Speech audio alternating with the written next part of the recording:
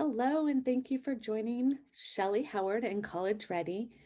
I am looking forward to giving you an update today. Does your student have a testing timeline? Do they have a testing strategy? Do you know the difference between test optional and test blind? I will cover all of this and so much more. I usually host this on our College Ready page. Unfortunately, the Facebook Live button has been hacked. And so I wanted to at least come to you and give you the information that you can use. So thank you so much for joining us. And I hopefully will be back on College Ready page shortly. So as we think about testing and the testing timeline, think about how important this is to your family and what does it actually mean.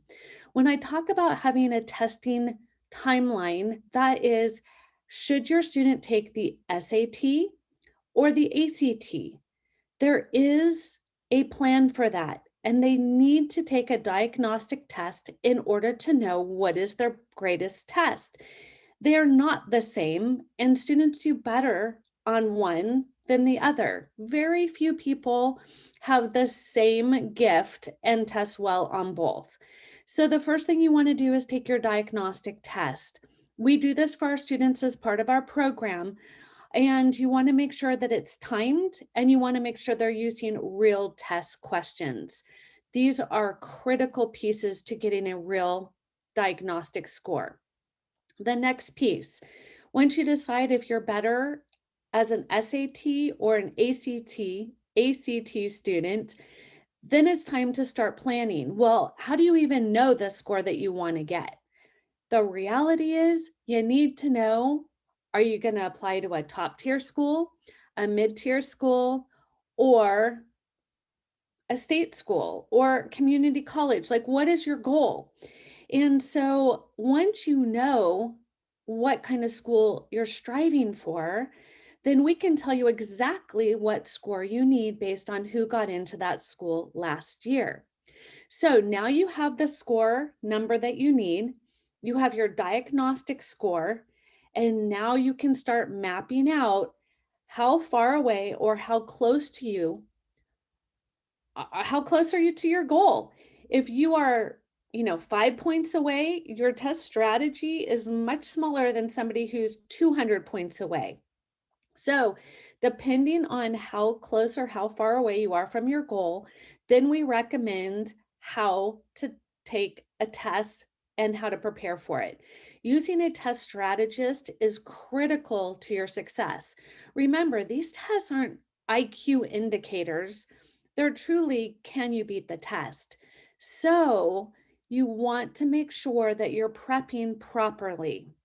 Then you have to decide for what kind of school you want to go to. Do you want to do test optional? Is your school test blind? Will you get merit money if you test well? So far this year, our students have received $3.7 million in free money. And a lot of that is because we believe that these tests are important. Maybe not as much in college admission as it used to be, but it still is a great indicator for merit money and how much you will receive. So, test strategy is really if you are thinking that schools are test optional, what does that really mean? Is there a box on the application for you to put the test score? Is there no box on the application for you to put the test score?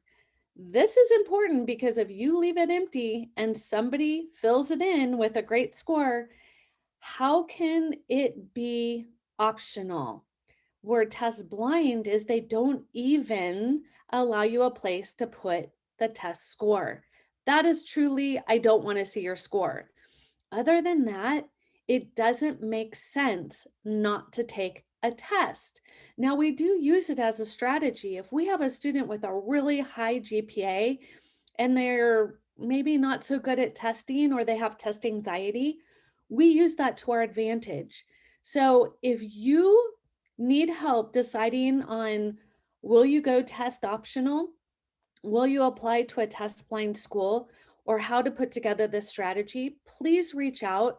We are offering a free complimentary strategy session where we can tell you what is the best plan for you. Thank you so much and have a great day.